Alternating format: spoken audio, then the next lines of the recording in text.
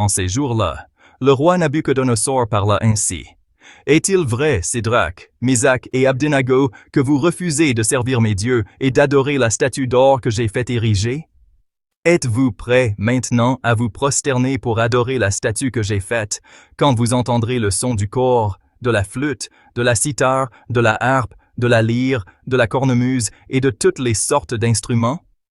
Si vous n'adorez pas cette statue, vous serez immédiatement jeté dans la fournaise de feu ardent. Et quel est le Dieu qui vous délivrera de ma main? Sédrac, Misach et Abdenago dirent au roi Nabuchodonosor, « Ce n'est pas à nous de te répondre.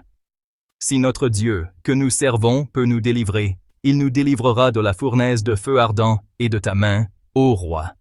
Et même s'il ne le fait pas, sois-en bien sûr, ô roi, nous ne servirons pas tes dieux, nous n'adorerons pas la statue d'or que tu as érigée. » Alors Nabuchodonosor fut rempli de fureur contre Sédrac, Misach et Abdenago, et son visage s'altéra.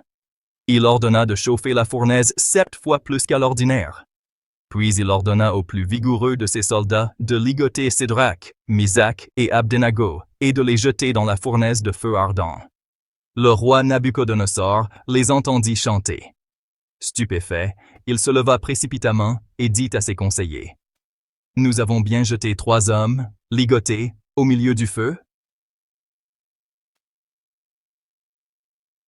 Ils répondirent, « Assurément, ô roi. » Il reprit, « Eh bien, moi, je vois 4 hommes qui se promènent librement au milieu du feu. Ils sont parfaitement indemnes, et le 4e ressemble à un être divin. »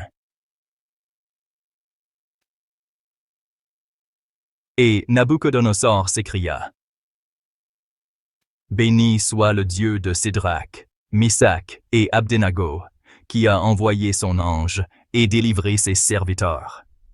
Ils ont mis leur confiance en lui, et ils ont désobéi à l'ordre du roi. Ils ont livré leur corps plutôt que de servir et d'adorer un autre Dieu que leur Dieu.